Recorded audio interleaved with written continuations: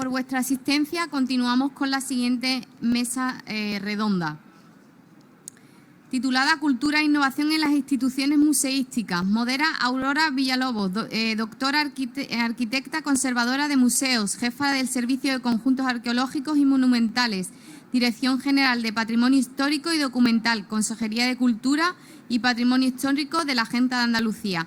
Le acompaña Juan Ignacio Vallejo, director del Museo de Cádiz, José Ildefonso Ruiz, director del Conjunto Arqueológico Carmona, Marcelo Castro, director del Conjunto Arqueológico Cástulo, Ricardo Tenorio, director del Museo de Bellas Artes de Granada. Muchas gracias. Buenos días. Comenzamos esta mesa dedicada a la innovación en las instituciones museísticas.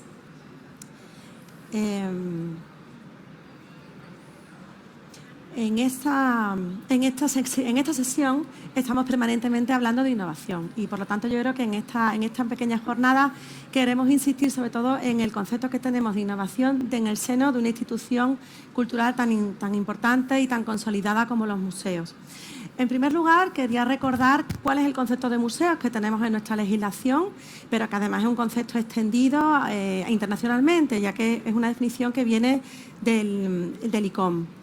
Para nosotros los museos son primeramente instituciones, no son edificios. Son instituciones de carácter permanente, abiertas al público y que por lo tanto son para beneficio de la sociedad y su desarrollo. Por lo tanto, las funciones que tienen es la de reunir, adquirir, ordenar una serie de elementos materiales que evidentemente pueden ser tanto de naturaleza cultural o natural y tanto de carácter bien mueble o inmueble. Este es un elemento muy singular de la legislación andaluza, puesto que permite que integremos en esta mesa de hoy tanto los museos tradicionales de arqueología o de bellas artes como los conjuntos arqueológicos y monumentales, que también contamos en nuestra comunidad. Por lo tanto, esos bienes culturales o naturales, como decía, pueden ser de distinta naturaleza y además pues tener valores históricos, arqueológicos, paleontológicos. Y yo creo que eso es un enriquecimiento, porque evidentemente esa visión de la institución es la que va a permitir que enriquezcamos la sociedad con una visión del patrimonio mucho más amplia. Y ya de por sí creo que nuestra legislación es muy innovadora, integrando en el seno de la misma institución, del mismo concepto, los museos tradicionales con los conjuntos culturales. A continuación voy a intentar únicamente puntualizar en qué términos vamos a hablar aquí de innovación museística.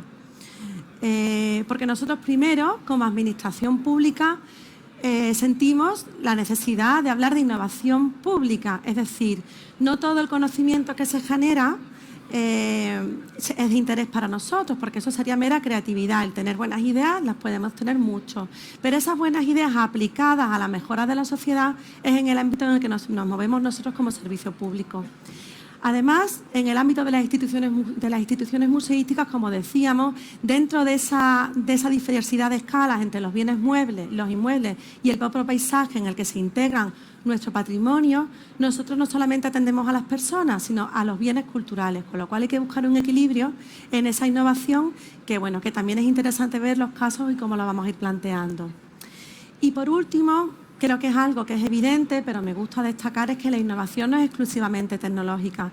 La innovación procede de las personas y, por lo tanto, las buenas ideas, el cómo se construyen, el cómo se sacan adelante en equipo, el cómo vamos resolviendo con los recursos que tengamos, todo eso es innovación. Por lo tanto, la innovación puede ser, en nuestro caso, como innovación pública en el ámbito de museos, en el campo de los servicios, es decir, ofreciendo nuevas actividades de difusión, ofreciendo productos, bases de datos. También podemos innovar en el ámbito de la legislación, como decía, concibiendo los conjuntos culturales como museos. Se puede innovar también en los procedimientos administrativos. Se puede innovar también en la estructura organizativa de la propia administración. Y, por supuesto, se puede innovar invirtiendo en la formación de las personas, invirtiendo en personal, ¿no? Porque al final los proyectos se sacan cuando hay equipo y no porque haya presupuestos o tengamos las herramientas tecnológicas. La tecnología es un medio, pero no es el fin. Y aquí estamos para sacar buenas ideas y compartirlas entre todos.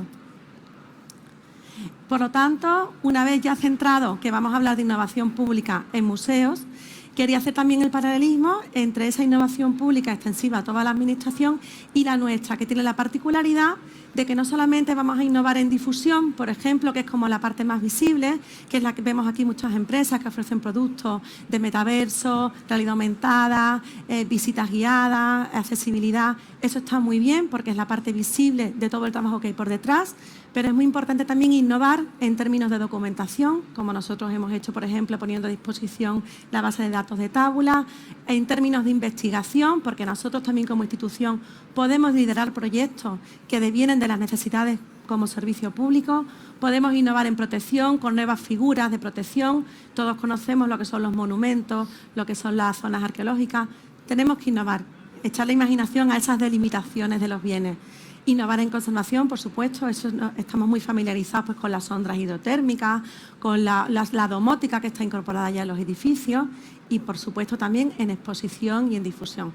Porque tenemos que pensar siempre en las personas, pero también en ese patrimonio que precisamente es el más vulnerable y al que tenemos que darle voz. Para ello, pues me encuentro muy bien acompañada por 4 compañeros que vienen del ámbito de museos y conjuntos culturales y, bueno, pues además de instituciones tan señeras como el Museo de Cádiz, que, bueno, fue de los primeros de esa tanda de museos de Bellas Artes junto con el de Granada, que se crearon ya en el 1835. Luego también tenemos instituciones más jóvenes, como el Conjunto Arqueológico de Cástulo, que fue constituido en el año 2011, y por supuesto, pues el Conjunto Arqueológico de Carmona, que siendo de reciente creación del año 92, pero fue el primer yacimiento arqueológico visitable en España en 1885. Y creo que ya eso nos posiciona en una situación pionera e innovadora que ellos están sabiendo mantener muy bien. Así que, bueno, les dejo la palabra. Comenzamos por Juan Ignacio, que, bueno, además de director del Museo de Cádiz, es doctor europeo, tiene formación como arqueólogo, ha pasado por muchas instituciones y, bueno, pues ellos tienen ahí un punto fuerte que nos van a presentar hoy. Muchas gracias.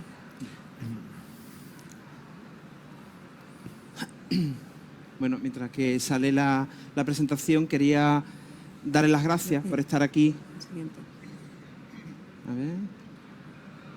No, de momento.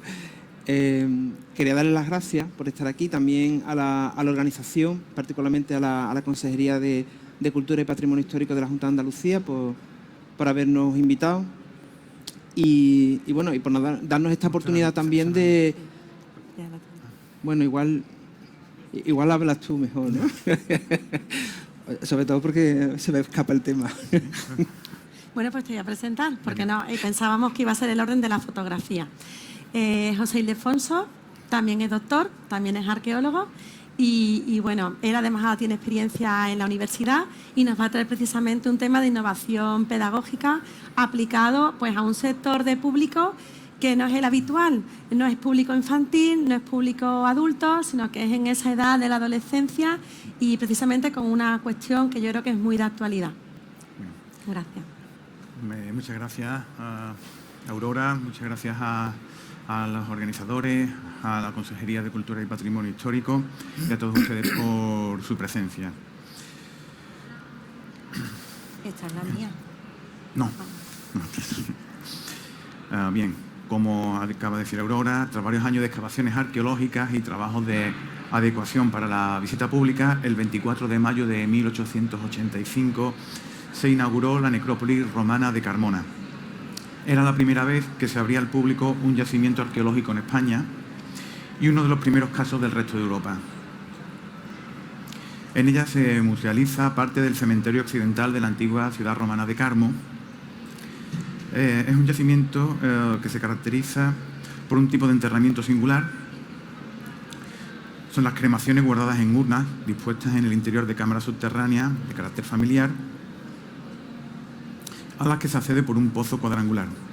Junto a este tipo común se encuentran también otros tipos de tumbas de plantas más complejas. Estos monumentos funerarios se fechan entre finales del siglo I a.C. y la primera mitad del siglo II después de Cristo, y algunos de ellos conservan pinturas murales. Aunque esta necrópolis es un recurso patrimonial que estuvo en el origen de la institución y es el más evidente para el público que nos visita, El conjunto arqueológico de Carmona atesora otros bienes, como la llamada cantera mayor, una antigua cantera romana, o un anfiteatro que es el más antiguo de los conocidos en Hispania. Durante la mayor parte de su existencia, esta institución ha centrado su atención al público en el mero hecho de garantizar su acceso mediante un horario de apertura y de una somera explicación que se daba por los vigilantes. Las únicas propuestas para dinamizar la visita han procedido de los gabinetes pedagógicos de Bellas Artes, que iniciaron su andadura a finales del siglo XX.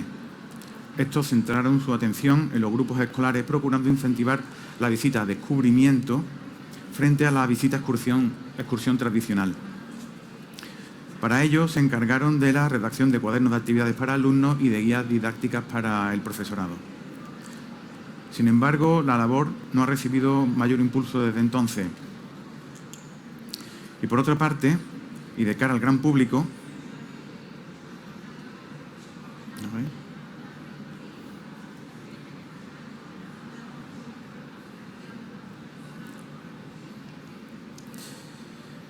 se derivó al seguimiento de campañas institucionales, de celebraciones como el Día Internacional de los Museos, Día de Andalucía, campaña de Navidad, que en un sentido amplio podrían considerarse también como educativas informales.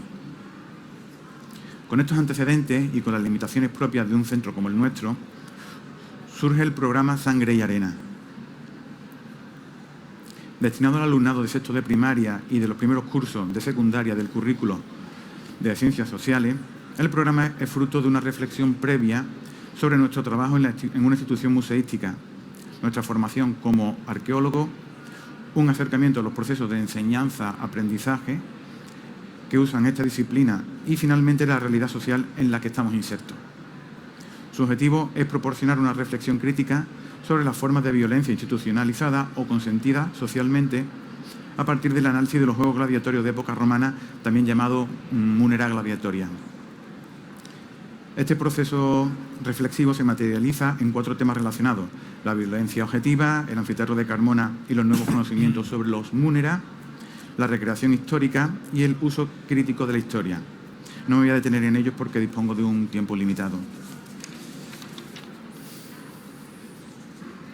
En cuanto a su desarrollo, el programa Sangre y Arena se concibe como una unidad didáctica dividida en 2 fases y se inicia con un test de conocimientos previos. Estas fases tienen lugar en días y escenarios distintos, complementándose en objetivos y estrategias metodológicas.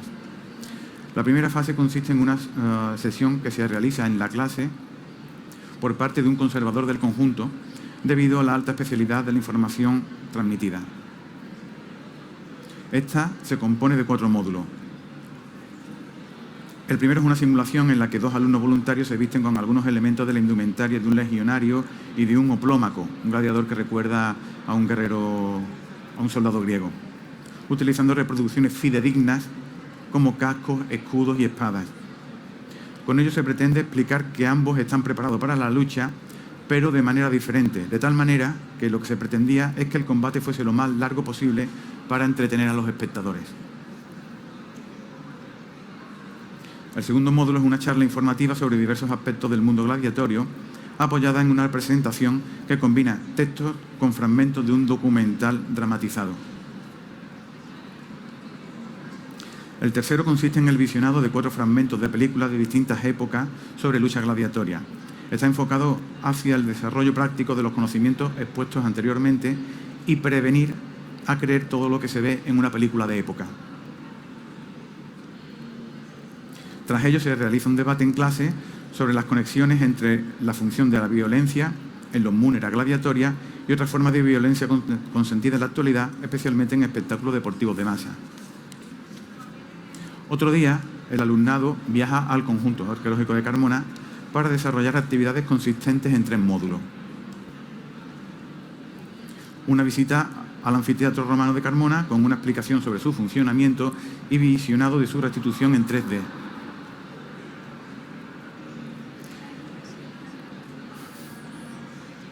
El segundo módulo es la participación en una simulación de entrenamiento de gladiadores en un ludus, en la que los asistentes pueden coger armas y probarse cascos, grebas, etc. Y se les enseña técnicas de defensa y ataque por parte de un recreacionista histórico. Por último, el alumnado participa de manera activa como público a la recreación de combate gladiatorio. Bueno, como simple curiosidad, lo que estamos viendo aquí, sí, es lo que parece, es un árbitro que existía en los ludus de época romana, pero que nunca hemos visto en las películas. Y bueno, otro comentario es que los recreacionistas se dan leches de verdad, que se hacen daño, lo hacen muy bien. Bueno, aquí vemos un cuadro de resumen de todo lo que se ha referido. Finalmente, se solicita la opinión de los tutores del alumnado que han participado rellenando un cuestionario anónimo online. El proyecto tuvo un periodo de prueba con algunos colegios de Carmona durante los años 2014 y 2015. Se corrigieron algunos aspectos que no estaban bien resueltos y a partir de 2016 se ofertó como un programa educativo para colegios e institutos que quisieran participar en él.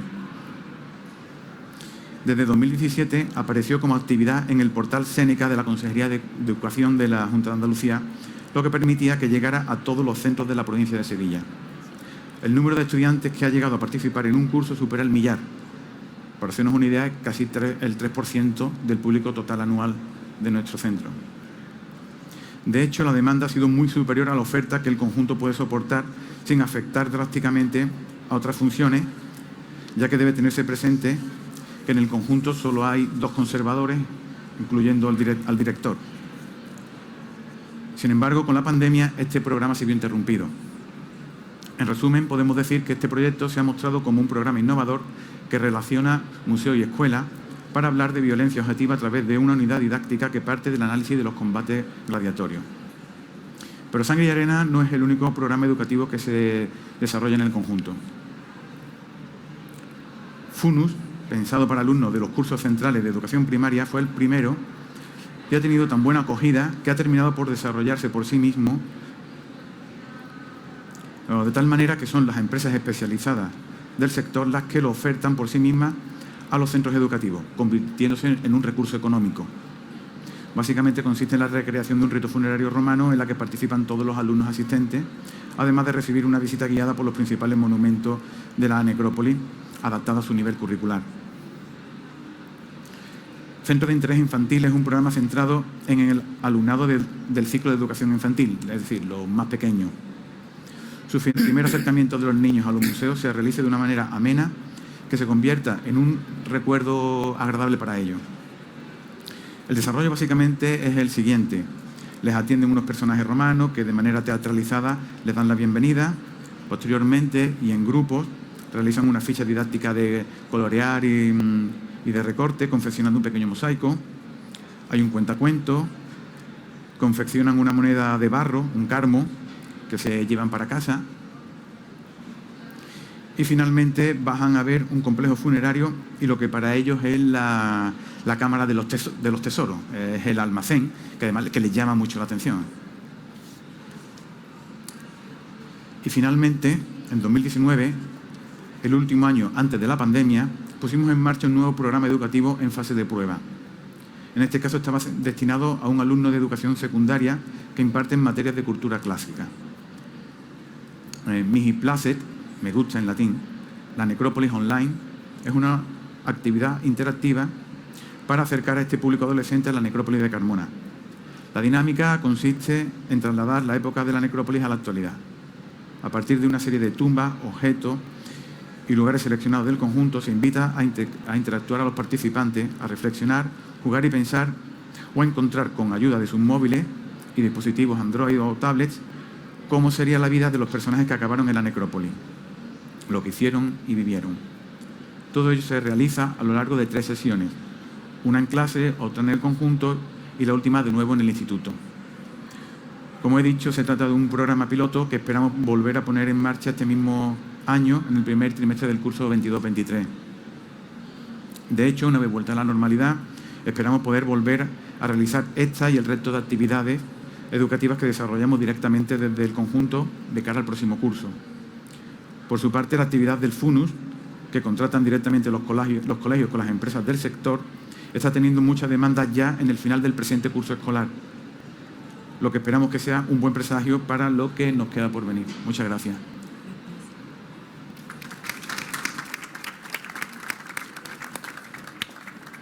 Bueno. A ver, ¿quién ponen? Prueba. ¿Podéis pasar?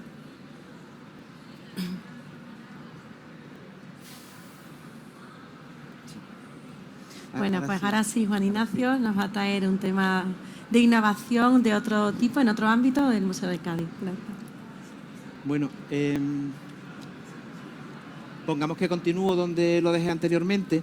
Y bueno, desde el Museo de Cádiz lo que queremos contaros un poco qué es lo que hemos hecho a partir de las herramientas tecnológicas con las que contamos, que no son ni tantas ni tan impresionantes como algunas que hemos podido ver aquí, pero sí nos resultan a nosotros útiles, particularmente para poder estrechar lazos con el público, no solamente con el público que viene, sino sobre todo con el público que no ha venido o que ha dejado de venir a nuestro museo. Porque en nuestro museo hay una realidad que a pesar de estar muy integrado físicamente dentro del entramado urbano, no es precisamente un museo particularmente visitado por los propios ciudadanos y ciudadanas de Cádiz, ¿no? Vienen más visitantes de fuera, pero bueno, esto digamos que creo que es un mal que podemos observar o que todos podemos observar en distintos museos, en distintas ciudades. En cualquier caso, empezando un poco con el discurso, es cierto que bueno, lo primero que se nos viene un poco a la cabeza, o al menos así quisimos empezarlo, es con esta idea, ¿no?, de una cierta amenaza, una amenaza fantasma. No tanto por las tecnologías, porque las tecnologías sí es cierto que nos pueden ayudar mucho, pero muchas veces nos encontramos, ¿no?, un poco, y por eso elegí esta imagen, en una circunstancia parecida, ¿no? Parece que hay una posibilidad de medios abrumadora, pero sin embargo nuestra capacidad para llegar a todos esos medios es bastante limitada. De todos modos, aunque no se dejen engañar, porque mi intención no es hacer una pequeña presentación para quejarme, ni mucho menos. Al contrario, lo que quiero hacer es poner el énfasis en la capacidad que tenemos en los museos de utilizar los recursos con los que contamos. Y sin duda, y ahí estoy plenamente de acuerdo, ¿no?, con lo que Aurora ya ha apuntado al principio, el personal, el potencial humano es lo que desde luego más nos diferencia, o yo creo que a todos los museos es lo que más lo que más cuenta nos trae, más que el dinero, más que los medios, son las personas las que al final estamos detrás de todo lo que hacemos. Es verdad que bueno, pasamos un tiempo que no voy a entrar en ello, ¿no?, con el COVID, con todas esas circunstancias que hemos vivido, que de alguna manera nos obligó, si no estábamos ya metidos en el tema de las redes sociales o en las tecnologías, pues nos hizo abrir un poco los ojos y darnos cuenta no solo de la importancia que tenía, sino además de la necesidad que había en un momento puntual y posteriormente de seguir trabajando con esto o empezar a abrir nuevas vías de trabajo. En cualquier caso es verdad que las nuevas tecnologías nos abren, ¿no?, una nueva esperanza, porque nos permiten llegar a un público que igual de otra manera no está tan pendiente de lo que queramos contarle, o simplemente de incluirnos dentro de sus posibilidades de ocio, de cultura o de intereses. Y, por ejemplo, en ese sentido, nosotros las redes sociales nos han ayudado mucho a acercarnos al público, a contarle qué somos, qué queremos ser, qué hacemos, por qué lo hacemos, cómo lo hacemos. Y las redes sociales se han convertido, ¿no?, en auténticas ventanas para comunicarnos con el público, para que el público se pueda asomar al museo y conseguir, al final, porque siempre es al final lo que buscamos, siempre que sea posible, la visita física, la presencial, el contacto. Para eso siempre también trabajamos mucho con campañas en redes sociales que pusiesen en conexión elementos, por supuesto, que tenemos en la colección, pero también actividades presenciales o actividades que permitiesen combinar lo virtual con lo presencial, ¿no?, jugando muchas veces con el humor, jugando también con una particular idiosincrasia gaditana, que quizás no sea yo el mejor representante de eso, pero os aseguro que los hay mejores que yo en el museo y en la ciudad. Pero todo ello combinado con rigurosidad, es decir, tampoco andamos inventándonos cosas, bromeamos, gastamos, pero para poder acercarnos al público. Aquí simplemente una imagen, ¿no?, cuando estuvimos trabajando con los OANI, ¿no?, con los objetos arqueológicos no identificados en el museo, que también se podían ir a ver al museo, lo estuvimos dando difusión, y simplemente eran objetos que, bueno, que el público corriente, a lo mejor el experto no, pero lo veía y no sabía qué es lo que tenía delante.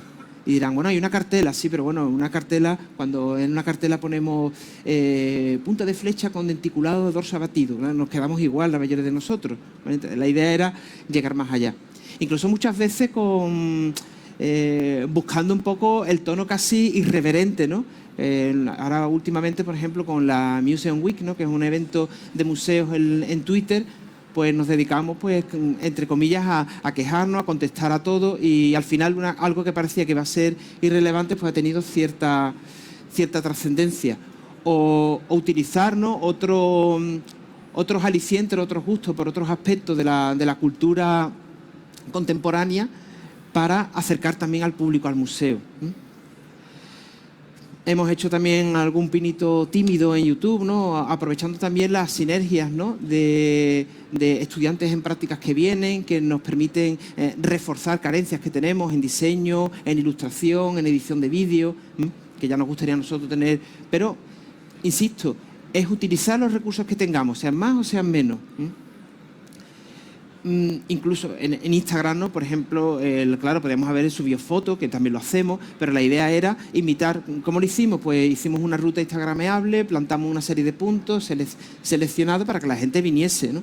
Como pueden ver, incluso pusimos sillones de época para que la gente también pudiera sentar a contemplar determinadas obras del museo. También hicimos una aplicación práctica de tecnología en una de las últimas exposiciones, que la tuvimos hasta febrero de este año, que empezó como un trabajo de investigación de nuestros restauradores, viendo un poco a ver si podíamos indagar sobre piezas de pequeño tamaño. Pensamos, bueno, vamos a hacer reproducciones a mayor tamaño, hicimos impresiones en 3D, a partir de las impresiones realizamos moldes, utilizando como apoyo las lupas binoculares, de los moldes sacamos impronta y acabamos montando una exposición que, sin ánimo de ser tiflológica, acaba convirtiéndose en tiflológica. Es cierto que con muchas cosas por mejorar. De hecho, al final estuvimos en contacto con la ONCE vino, les pedimos que nos dijeran todo lo que estaba mal y también todo lo que estaba bien. Entonces nos ayudaron un poco a mejorar en ese sentido. El lema del Día Internacional de los Museos, que a veces nos puede dejar indiferente, pero a mí este año me gustó, ¿no? Cuando nos recordaba el poder de los museos, ¿no? Porque muchas veces parece que en los museos, bueno, pues que estamos ahí un poco ¿para qué? Para ocupar sitio, ¿no? En un entorno urbano pero los museos, es verdad que tenemos una serie de fortalezas muy potentes, ¿no? Y insisto en que yo aquí no quería hablar de debilidades, quiero hablar de fortalezas, del equipo humano, de las colecciones, ¿no? Porque las colecciones son también son nuestras herramientas, lo que nosotros utilizamos ¿para qué? Para acercarnos al público y a la sociedad en la que estamos, ¿no? Es verdad que un museo que no cuenta para nada para el sitio en el que está, es un museo que está llamado a desaparecer, o por lo menos a morir en vida. A lo mejor institucionalmente aguantamos, pero ¿qué sentido tendría, ¿no? En todo caso. Los museos como catalizadores, ¿no? Como espacios para el encuentro con la cultura, con los demás, y aunque suene un poco utópico, con uno mismo también, ¿no? Porque muchas veces pues encontramos, ¿no? la esencia, ¿no? de lo que nos gustaría hacer o hasta donde nos gustaría llegar a través de una colección, de una actividad, de un comentario en redes sociales que nos ayude un poco a ir trabajando en ese sentido. Incluso también traernos el sentir de la calle al propio museo, ¿no? Utilizar, no se escandalice, ¿no? Hay una imagen del Trofeo Carranza. Hicimos una microexposición hablando del sentido, o sea, de la actividad, el peso que tenía la tradición del Trofeo Carranza en la ciudad de Cádiz, y al mismo tiempo ya montamos una serie de actividades donde invitábamos al público a buscar elementos deportivos de la antigüedad en nuestra colección arqueológica, elementos que tenían que ver con el peso de la leyenda de Hércules, ¿no? Que también aparece en el escudo del club de fútbol, y eso paradójicamente permitió que gente que jamás había entrado en el museo entrase, ¿vale? Me dirán, bueno, sí, es verdad que les pusimos un cebo, pero picaron. Y cuando si no podemos hacer que la gente venga, pues simplemente nos vamos a la calle. Tenemos la suerte de estar en una plaza muy céntrica de la ciudad, y cuando tenemos ocasión, pues nos salimos, hacemos la actividad en la puerta del museo. Hicimos esta actividad de recreacionismo que luego también acabamos dentro del museo viendo parte de las colecciones con el público que asistió. Y sin perder de vista, con esto ya termino, ¿no?, que la multitud de público, ¿no?, que tenemos y a la que queremos llegar también nos exige multitud de ofertas, ¿no? No solamente dentro del ámbito tecnológico, sino también dentro del ámbito analógico, ¿no? Utilizando ahora recientemente, pues, de nuevo Trocemos, ¿no?, un pequeño diorama de Playmobil que está muy cerca de la puerta, donde juegan muchos niños. Entonces los niños entran a curiosear este espacio y detrás de los niños suelen venir también padres o familiares. Es un guiño, es también una forma de familiarizar el museo, de que al público no le resulte tan extraño ni tan... Y ya aquí acabo, y nada, simplemente dar las gracias y paso el mando y la palabra. Muchas gracias. Gracias. Bueno, vamos a ver aquí. No sé quién lo tiene.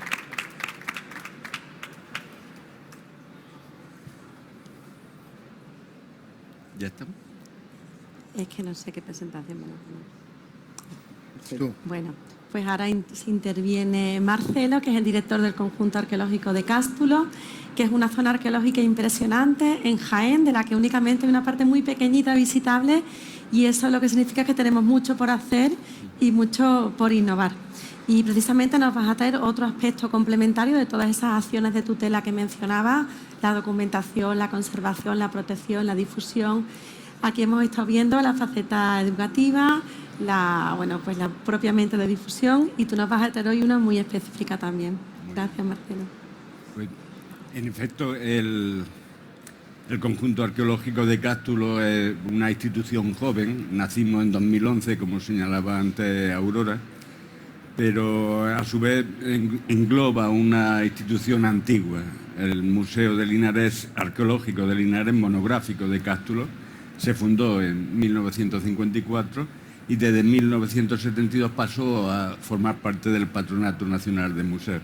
De manera que nuestra institución tiene esa doble mirada hacia lo inmueble, hacia el sitio y hacia lo mueble. La invitación era tentadora al ampliar la idea de innovación no solamente a las tecnologías, que no deja de ser una reducción, sino a la propia institución, ¿no? Por mi parte, me gustaría abordar esa cuestión, pero me parece que en el entorno que estamos nos vamos a centrar en la tecnología. Y en nuestro caso, sobre un desarrollo en apariencia bastante sencillo, como es la llamada realidad aumentada, que venimos usando ya desde hace algunos años. La primera vez que se incluyó en una sala completa del museo fue en 2017, a propósito de una exposición temporal que entonces abríamos. En principio, la innovación tecnológica aplicada en nuestras instituciones no tiene que ver con nuestros fines. Nuestros fines no han variado sustancialmente ni esperamos que varíen a corto plazo. Nuestros fines son conocer, investigar, conservar, proteger, difundir, comunicar. De manera que la innovación tecnológica se refiere fundamentalmente a los medios de los que disponemos y que nos pueden permitir en cualquiera de esos campos. En nuestro caso, la aplicación en el campo de la conservación ha sido más limitada. En cambio, vemos un potencial enorme en la comunicación. Los nuevos medios nos permiten acceder a un segmento del público más amplio, y eso es algo positivo. Y sobre todo también nos permite ampliar los objetos que son susceptibles de exhibición. Ahí vemos un potencial por desarrollar. Pero fundamentalmente yo me quería centrar en las nuevas tecnologías aplicadas al ámbito de la investigación, tanto en el propio sitio, tanto en la excavación arqueológica, como en el trabajo de laboratorio y de catalogación que se realiza normalmente en el museo, en esos dos ámbitos. Y en ese ámbito, en el ámbito de la investigación, en nuestro caso tuvimos la fortuna, en el mismo año en el que fue declarado el conjunto, de que se iniciara un proyecto de investigación por parte de la Universidad de Jaén, que tuvo por objeto la ciudad de Cástulo, y que en efecto iba orientado a la innovación en el sistema de documentación utilizado normalmente en la excavación arqueológica, y me quería centrar en eso. No tanto en la ventaja o en las utilidades que un sistema de ese tipo nos va a reportar ahora y a largo plazo, sino en la medida en que esas nuevas tecnologías aplicadas en la investigación significan una forma de control. Normalmente esto nos pasa desapercibido. No se trata solamente de tener más datos, más imágenes, sino que también estamos teniendo una información muy certera sobre el desarrollo del trabajo de excavación. Y nos permite examinar, a partir de datos objetivos, la calidad del propio proceso, de cómo vamos diseccionando la estratigrafía, y sobre todo nos permite cuantificar el propio proceso de excavación, por equipos, por días, por campañas. De manera que queremos romper la indeterminación en la que normalmente se desarrolla el trabajo de investigación arqueológica, que se suele saber cuándo empieza pero nunca cuándo acaba, ¿vale? Necesitamos un recurso que nos permita abordar los procesos de trabajo de una manera más efectiva. Vamos. Estos somos nosotros. Una zona arqueológica de 3.200 hectáreas en el río Guadalimar. Unos kilómetros más abajo el río confluye con el Guadalquivir. Dentro de esas 3.200 hectáreas hay una propiedad pública, ocupando el centro de nuestra pantalla ahora, de 74 hectáreas. Y esas 74 hectáreas comprenden una ciudad amurallada de 50. Como les decía, somos una institución bifronte. Por un lado, el Museo Arqueológico de Linares, y con una cierta antigüedad, y por otro lado, el propio sitio arqueológico, la ciudad de Cástulo. El conjunto, creado en 2011, unifica una institución antigua, ya existente, que desde la Junta de Andalucía lo que hacemos es gestionar, no tenemos la titularidad, con una institución inmueble. La museología mira con naturalidad en una y otra dirección. Una simple ilustración, no tiene mayor interés, pero muy necesaria en Cástulo. En Cástulo hasta ahora mismo conocemos aproximadamente un 3% de la superficie ocupada intramuros, y hemos estimado que siguiendo un ritmo desde fuera parece frenético de excavación, dentro de 1000 años le habremos dado una vuelta completa si no decaemos, ¿vale? Y sin llegar al fondo, por supuesto.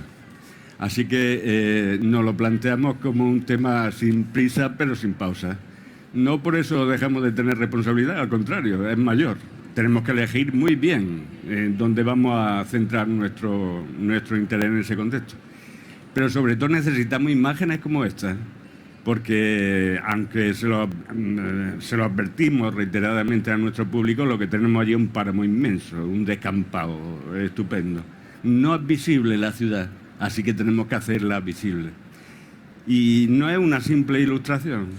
Ahí están ustedes viendo la ordenación urbanística de la ciudad que hemos comprobado a través de la prospección geofísica.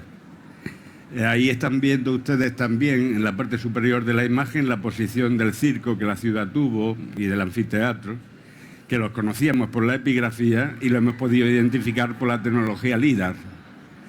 Ahí están viendo ustedes un paisaje moteado en verde, una textura húmeda, nada más lejano a la realidad actual que a un secarral inmenso, ¿vale?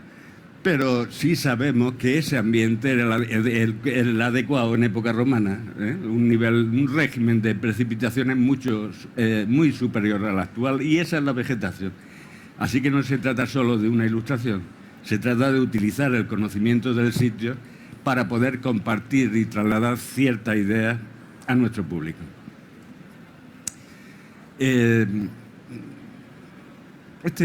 Esta escena la verdad es que cada vez que la veo me deja perplejo. Las tres niñas tienen delante el objeto que nosotros queremos mostrar, un mosaico, pero en cambio no están mirando el mosaico sino una tablet. Nunca personalmente se me habría ocurrido sustituir la realidad. están utilizando la aplicación que se muestra abajo y acaban de comprender que el mosaico no deja de ser un pavimento y que forma parte de una sala. Algo que para nosotros puede ser obvio, y si nos fijamos en la expresión de sus caras, lo acaban de descubrir. Ese tipo de descubrimiento que estoy seguro les marcará a lo largo de su vida, la emoción de haber comprendido algo en un determinado momento. Es lo más significativo de la imagen. Es una aplicación de realidad aumentada, sencilla, no tiene mayor problema. Personalmente me he enfrentado quizás centenares de veces a tratar de explicarle a nuestro público con palabras cómo era la sala. Tardo mucho más que con la imagen. Y estoy seguro que nunca consigo que el público comprenda, ¿no? Eso de que una imagen vale más que 1000 palabras. Y de luego le aseguro a ustedes que nunca he encontrado en el público una emoción parecida a la que trasladan nuestras nativas digitales, ¿no? De manera que eso es importante para nosotros, pero también es importante porque antes lo estamos escuchando en la sesión anterior, estamos dirigiéndonos a un segmento del público especial. Y ese segmento del público es central en nuestra institución, el programa educativo que venimos desarrollando desde hace años, y esa es una decisión estratégica a muy largo plazo. O convencemos con esa edad, o no tendremos público la siguiente generación, ¿vale? Así que lo que hagamos, y lo hagamos bien en esta etapa y dentro de los programas educativos, será necesario, y estos recursos nos lo facilitan, no tiene otro sentido. Eso que tienen ahí es parte de la exposición que les decía en el 2017. Ahí, gracias a la realidad aumentada, conseguimos incrementar los objetos que son susceptibles de presentación al público. Y en otros casos, hacerlo más directamente con otros procedimientos que no son la realidad aumentada, hacerlo más comprensible. Lo que tienen ustedes abajo, por ejemplo, es la garra de un oso. Nosotros sabemos que es la garra de un oso por los huesos que se han llegado a estar conservados, pero no nos dan la imagen de la garra. Ahora la hemos conseguido, ¿vale? Solamente hemos añadido algo y un soporte para que nos sirva de soporte para sostener los huesos originales en eso, pero ahora lo comprendemos de qué se trata. Pero no quería llamarle la atención sobre eso, sino sobre algo que tenemos arriba tan pequeño que nos pasa desapercibido. Vamos a ver si lo señalamos un poquito. Ahí está. Yo les aseguro que sin gafas no veo ni siquiera la vitrina, así que necesitaría para apreciar eso. Pero eso tiene aproximadamente 1 centímetro. No lo veríamos. Pero gracias a la realidad aumentada, ahí nos estamos haciendo un acercamiento, pero todavía no lo vamos a usar. Eso es lo que ve nuestro público. Una imagen en 3D susceptible de rotar en cualquier posición, aumentar. ¿Por qué, teniendo cosas grandes que poner, nos vamos a dedicar a estas tan pequeñas? Que lo único que nos crean problemas e intermedias. Bueno, porque esa imagen tan pequeña, esa figura tan pequeña que ustedes están viendo, está hecha en hueso y representa una divinidad menor griega, Harpócrates, el divino niño, ¿no? En realidad, una representación recurrente de esta divinidad es un niño desnudo que implora silencio y está tocado con una corona solar. Quien le diera forma en su día lo hizo de una forma minúscula, de manera que con muy pocos rasgos se han conseguido eso. ¿Pero por qué es importante esto? Porque esto aparece en un santuario de Cástulo. Es decir, un elemento griego está llegando a Cástulo y a su vez eso es el trasunto de una divinidad egipcia mayor que Horus, el sol naciente. Así que nosotros como institución y en nuestro mensaje queremos reiterar y hacer visible que todo lo que ocurre en el Mediterráneo nos afecta.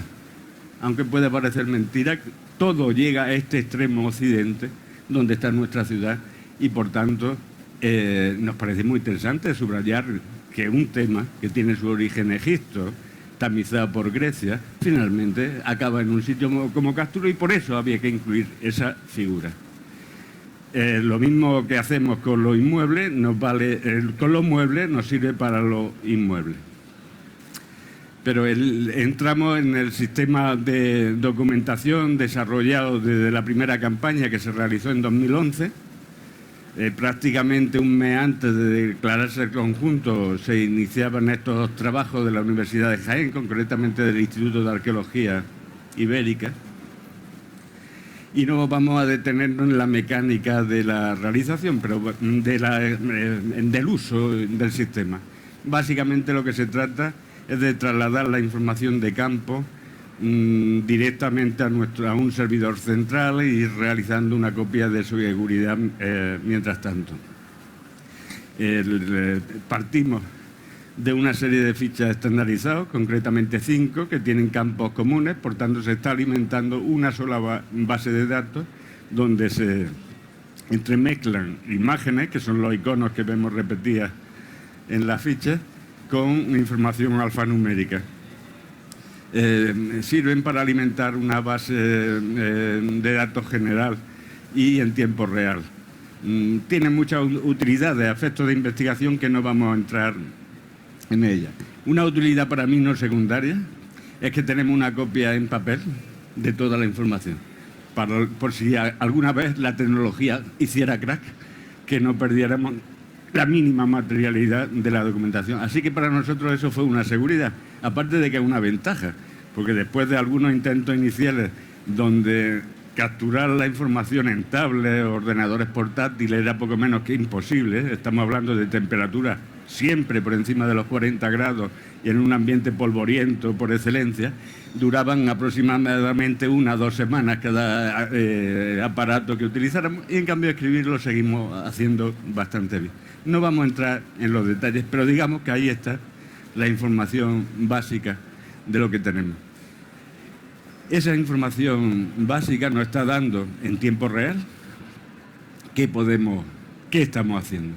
Digamos que el sistema lo que hace es poner un foco encima del proceso de excavación o del tratamiento posterior que tienen los materiales y, por tanto, nos permite evaluar la calidad de esos materiales y la calidad de esa información que hemos recuperado, además de su conservación a largo plazo, además del acceso de los equipos a nuestra información desde lejos. Un equipo que ha colaborado con nosotros de California están encantados con el sistema, porque les permite ese acceso inmediato a la documentación total. Eso que tienen ustedes ahí concretamente es un gráfico que genera el propio sistema y nos está hablando, en cada una de las bandas nos está hablando de un estrato con distintas localizaciones, pero de un mismo estrato. Lo único que está representando en tantos por ciento son la distribución de una serie de unidades que utilizamos para preordenar o precatalogar la cerámica. De manera que, como ven, un mismo estrato nos está dando una firma característica en distintos lugares de Cástulo o en distintas muestras de un mismo de eso. Eso es lo que estamos observando allí, una firma característica. De manera que cuando nos equivocamos lo detectamos. Si la excavación no es suficientemente meticulosa, si estamos confundiendo dos estratos, nos lo mostrará. De manera que nos sirve como forma de control. Yo creo que eso es lo que tenía que decir. Y hablando de otras innovaciones, el peso de la gente y los usos de la ciudadanía del propio proceso de investigación. Aquí lo dejamos, si os parece.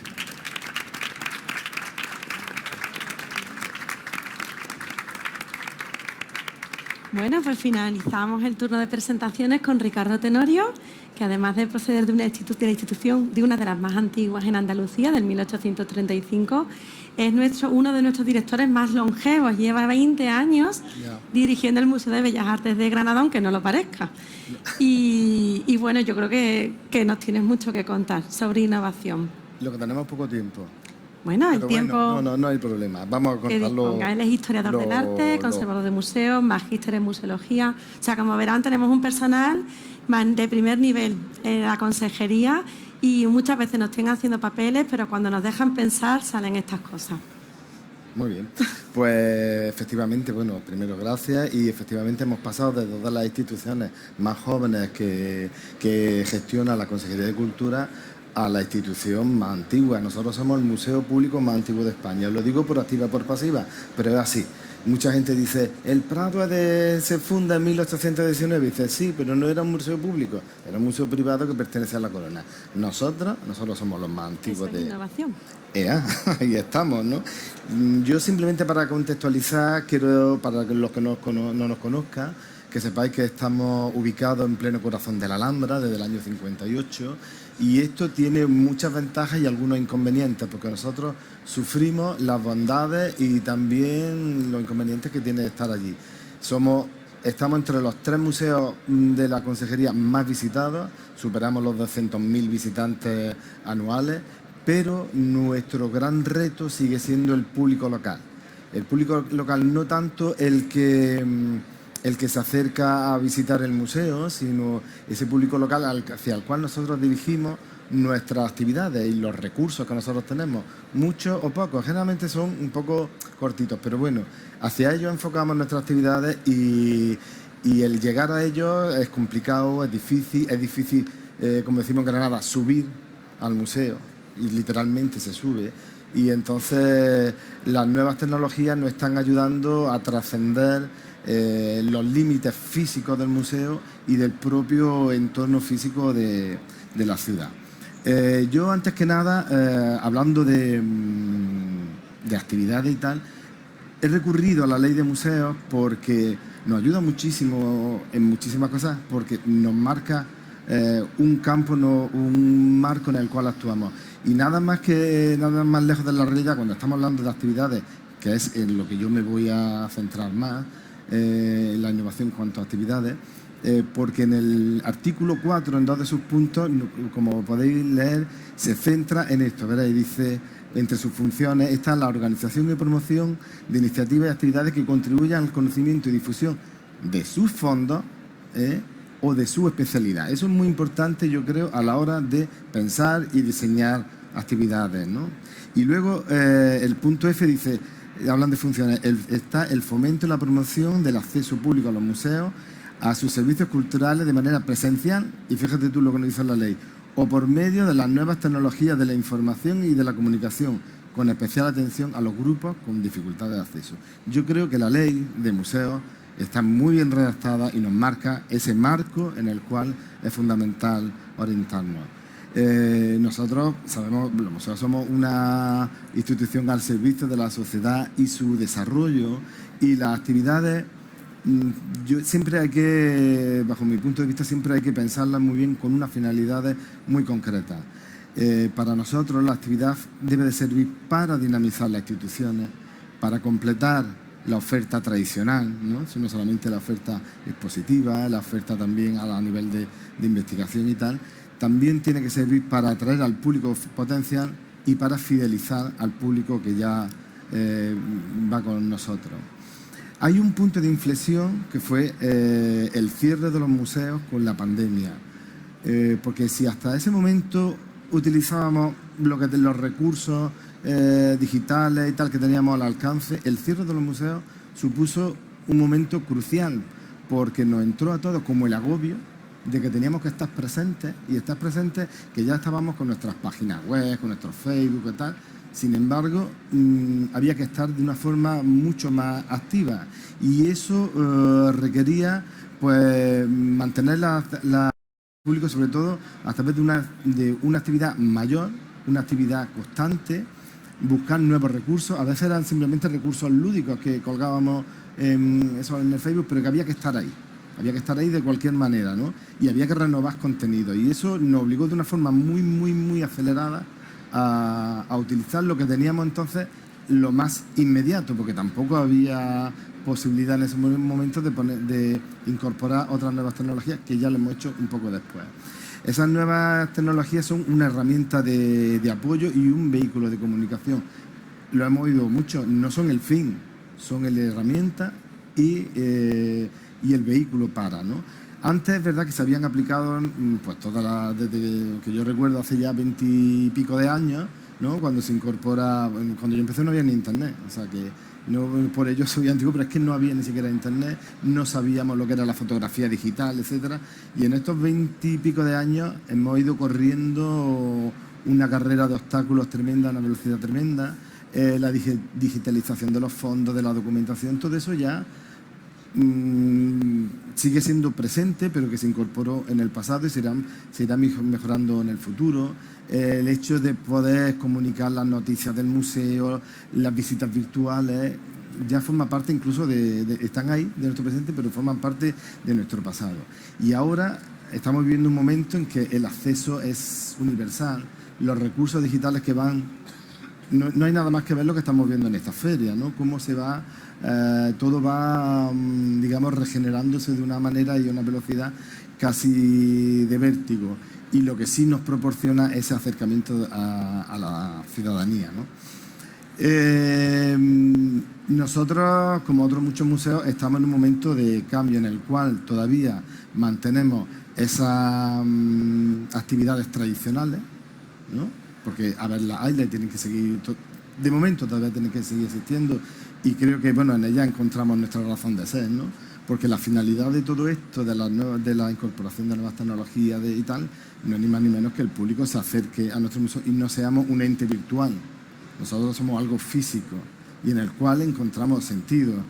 Y si no, pues mire usted, lo virtual está ahí, cerramos, nos dedicamos a esas funciones tradicionales que tenían los museos y punto, ¿no?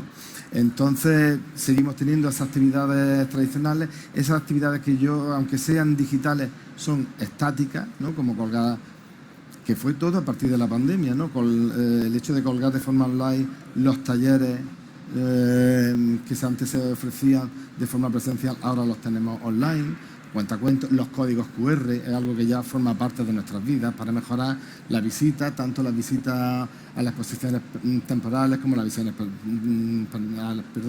exposiciones permanentes. Y lo que sí hemos incorporado nosotros a todo esto ha sido la faceta en streaming, la posibilidad de que el público, tanto el público local, pero sobre todo ese público, yo decía, trascender fuera del ámbito del museo, a esas personas que les cuesta más que a otros por motivos X acceder físicamente al museo. Las nuevas tecnologías sí que nos permiten, además en tiempo real, participar de esas actividades, ¿no? Y lo que también nos ofrece es crear un archivo cada vez más grande de imágenes en movimiento, de audio, en fin, todas esas nuevas tecnologías nos proporciona todo ese archivo bestial que estamos creando. Yo recuerdo una actividad como esta, que fue la presentación de una colección de moda de Pilar Albat a propósito de una exposición, o sea, no se hizo simplemente, tenía que ver con el contenido del museo, pero entonces no se hacía nada en streaming. Esto, tenemos, es verdad, fotografía digital y punto, ya desapareció. No pudimos llegar a muchos. Llegamos a unos cientos, porque esa mañana pasaron 500 personas por el museo, pero ahí quedó. Ahora ya no pasa esto, ¿no? También una forma de llegar a otro público distinto fueron y siguen siendo el ciclo de conciertos de MUBEA, que está pensado para público más joven, ese público que no suele ir a los museos, pero el hecho de que nosotros para llegar al concierto nuestro museo tiene un circuito obligatorio. Podíamos hacer un atajo, pero lo obligamos que vayan por todo el museo hacia la sala de conciertos. ¿Por qué? Pues porque hay mucha gente que nunca ha visitado el museo. Y por lo menos, que atraviesen y digan, oye, ¿y esto qué es, no? Y lo conozcan. Alguno se quedará. ¿Qué pasa con este ciclo de conciertos? Ya sí se hace en streaming. Podemos llegar mucho más allá. Este año, por ejemplo, el Día Internacional del Museo, el concierto sí se ofreció en streaming. Hubo público presencial y hubo público en streaming y se ha quedado colgado en nuestro canal de datos. No podemos olvidar tampoco la posibilidad que nos ofreció Google cuando creó la plataforma Maravilla de Andalucía, en la cual estamos todos los museos. Y aparte de esas visitas virtuales y esa incorporación de las nuevas tecnologías como la tecnología Gigapixel, que es una pasada, el cómo llegar a aumentar una imagen es alucinante. Pero también nos ofreció la posibilidad de crear exposiciones online. Y junto a esta primera exposición online que creamos del arte en Granada y Granada del Arte, hicimos otra dedicada justamente a los retos ambientales de Granada para un Día Internacional del Medio Ambiente. Recurso que seguimos utilizando y que se queda en el archivo de Google a disposición de todo el mundo. Cuando digo todo el mundo, es todo el mundo. Este año, por ejemplo, hemos incorporado y hemos trabajado con la Escuela de Arte Valdelomar en los alumnos de diseño. Este año han trabajado en el museo a través de tablets, ¿no? Y ellos han ido redefiniendo y trabajando con obras del museo, pero han dejado a un lado el papel, el lápiz y tal, y han utilizado las nuevas tecnologías con las cuales ellos también están trabajando. Ahí tenemos un Darío de Regoyo o esta interpretación que ellos han hecho de un Muñoz de Grey. Esta otra actividad para el Día Internacional del Deporte, un taller de yoga, también lo tenemos ya en nuestro canal de YouTube, se puede ver en el canal de YouTube y se retransmitió y ya está formando parte de la historia, no solamente de la imagen estática del museo. Y se nos ocurrió para el año 2021, justamente, un ballet de Año Nuevo, ¿no? Que ahora veremos un vídeo promocional. Ese ballet no solamente fue una idea de estas locas que se ocurre, decir, vamos a hacer algo gracioso y tal. No, tenía su sentido, porque el ballet fue trabajando por todo el contenido del museo. Era hacer una visita virtual, sin apenas darte cuenta, a través de todo el contenido del museo. Esta actividad, nosotros normalmente cuando programamos algo, el aforo a veces está en los 50, 60, a veces llegamos a los 120, según la actividad, los conciertos. Esta actividad nos permitió llegar en 5 días a 14.000 visitantes, que para un museo pequeño como el nuestro, porque hay que decirlo, somos un museo bastante pequeño, 14.000 visitas, 14.000 personas viendo, las cifras actuales son 17.000, en 5 días fue un número bastante grande, ¿no? Y bueno, luego hemos hecho otras ediciones y este año será la última del ballet de Año Nuevo. No somos, desde luego, Viena, pero mira, le hacemos un guiño y cada uno en su pobreza pues hace lo que puede, ¿no? Esta también se ha hecho para el Día Internacional de la Danza, también en streaming, y junto a las 100 personas que estaban viéndolo presencialmente, le han visto otros cuantos cientos más a través de internet, ¿no? También para este Día Internacional de Museos hemos ofrecido una visita un tanto peculiar a los fondos del museo y a la exposición permanente del museo. Visita que se queda también en nuestro, aparte de las cientos de personas que lo vieron, en nuestro archivo. Y por último, también no somos los únicos, porque la Consejería está poniendo en marcha la puesta en marcha de esta aplicación de Espacio Junta, de un modo, digamos, empezaron Bellas Artes de Sevilla e Itálica, y ahora nos estamos incorporando el resto, que al fin y al cabo es una guía interactiva de navegación para visitar el museo y para obtener información conforme vamos haciendo la visita. Y vamos a ver este teaser.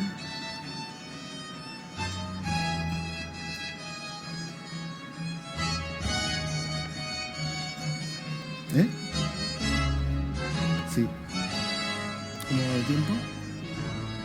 ¿Bien? No. Queda uno muy chiquitito.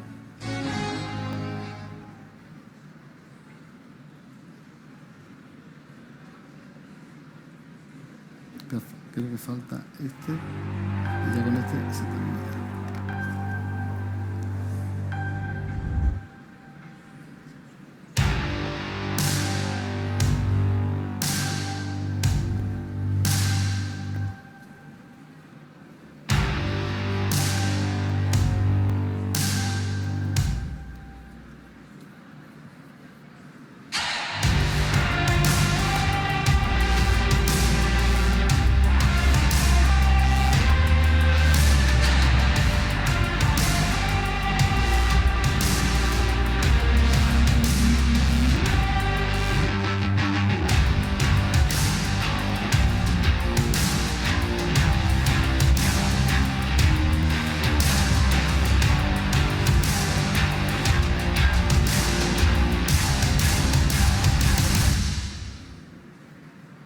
Se acabó.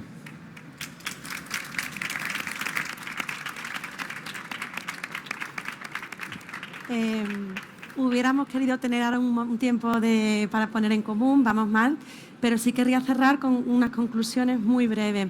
Como habrán visto ustedes, lo primero, la innovación está en las personas, en las buenas ideas y en saber hacer esas buenas ideas, porque no basta con imaginarlas, sino con los recursos que uno tiene, conseguir que lleguen al público, ¿no? y que ofrezcamos un servicio nuevo.